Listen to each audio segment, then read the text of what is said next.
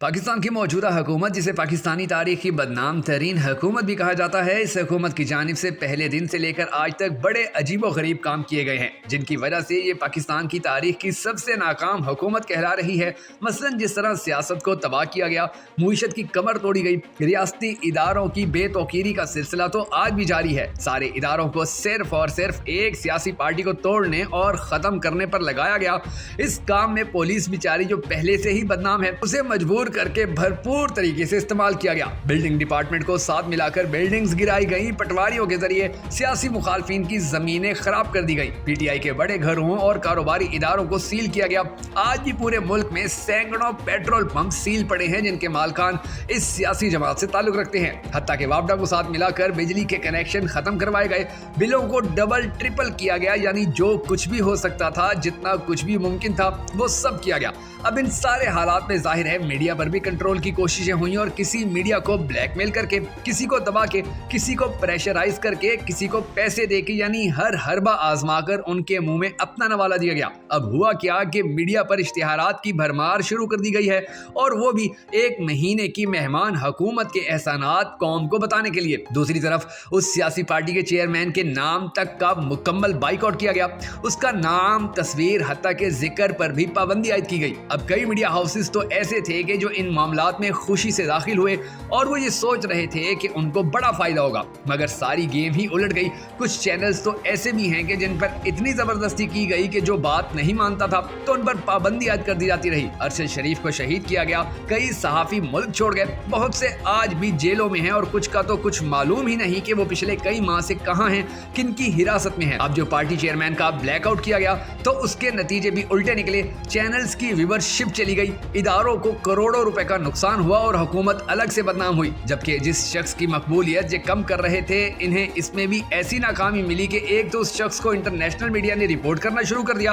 और दूसरी तरफ उसका सोशल मीडिया भी पहले की निस्बत ज्यादा मजबूत हो गया। नौबत यहां तक पहुंच चुकी है कि एक्सप्रेस न्यूज के प्रोग्राम रिव्यू में एंकर पर्सन शहबाज राना ने कहा कि ये जो इलेक्शन की बातें हो रही हैं, ये अमेरिका और यूरोपीय यूनियन की तरफ से दबाव आया है कि आप ये जो IMF के प्रोग्राम में आए हैं तो ये सिर्फ स्टैंड बाय प्रोग्राम है, कि आप लोग डिफॉल्ट कर रहे थे, आपको डिफॉल्ट से बचाने के लिए ये 9 माह का प्रोग्राम दिया गया है और ये जो प्रोग्राम है इसके तहत भी आपने हर स्टेज पर कुछ जरूरी काम करने हैं। अब इसाक डार साहब किसी किस्म की आएं बाएं शाएं नहीं कर सकेंगे, जो बात तय होगी वो हर सूरत करनी होगी और इन सब बातों पर अमल होगा। बिजली की कीमत बढ़ेगी, डॉलर की कदर में इजाफा होगा, पेट्रोल, डीजल, गैस, दालें, चीनी, आटा, यहाँ तक कि अब सुई की कीमत भी बढ़ेगी और अब आप 2 रुपए वाली माचिस भी भूल जाइए। हर तरफ से टैक्सेस की भरमार होगी और इसीलिए शहबाज शरीफ ने कहा है कि ये IMF प्रोग्राम हमारे लिए खीर मिक्स नहीं बल्कि बहुत कड़वा है और ये IMF प्रोग्राम खुशी से ज्यादा हमारी नाकामियों का अफसोसनाक सिला है। अब IMF ने कहा है कि हमने डिफॉल्ट से तो आपको बचा लिया,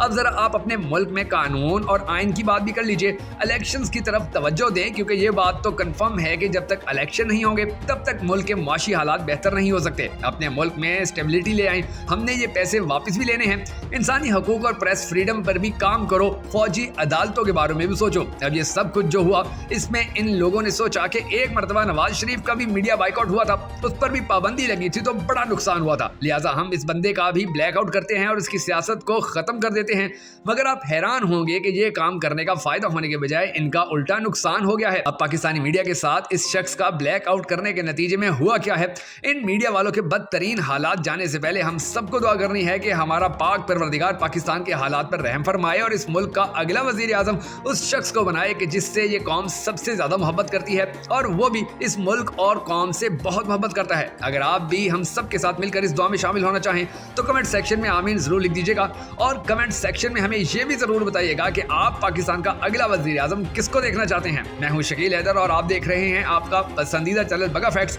नाज़रीन गिरामी, चेयरमैन पाकिस्तान तहरीक इंसाफ के मीडिया पर ब्लैक आउट के बाद अब कहानी ये सामने आई है कि बोल न्यूज के एंकर पर्सन उसामा गाजी, जो बड़े शानदार एंकर और इंसान हैं, बड़ी जबरदस्त व्लॉगिंग करते हैं, इसमें वो ये कह रहे हैं कि यूट्यूब पर जो एवरेज व्यूज पर वीडियो है मुख्तलिफ main stream media top channels के, तो जब से इस शख्स का ब्लैकआउट किया गया है तो तब से इन चैनल्स के यूट्यूब पर एवरेज व्यूज नीचे आ गए हैं और इनके मुकाबले में जो चेयरमैन PTI का यूट्यूब चैनल है इसके व्यूज बहुत ऊपर चले गए हैं। इस हवाले से उन्होंने बाकायदा स्टैट्स शेयर किए हैं। मिसाल के तौर पर मई, जून और जुलाई के महीने के दौरान जियो न्यूज यूट्यूब चैनल के व्यूज मुसलसल नीचे आए हैं। मिसाल के तौर पर मई के अंदर जियो न्यूज के जो एवरेज व्यूज थे वो 48,000 थे, जून के अंदर वो 37,000 पे आए और फिर जुलाई के अंदर 22,000 हो गए। इसी तरह जो ARY न्यूज है उसके मई के अंदर 34,000 व्यूज थे पर वीडियो, फिर जून के अंदर वो 18,000 हुए और जुलाई के अंदर 8,000 पे आ गए। फिर जो बोल न्यूज था उसके 34,000 थे मई के महीने के अंदर पर वीडियो व्यूज, इसी तरह जून के अंदर वो कम होकर 13,000 हुए, यानी कि 14,000 के करीब हो गए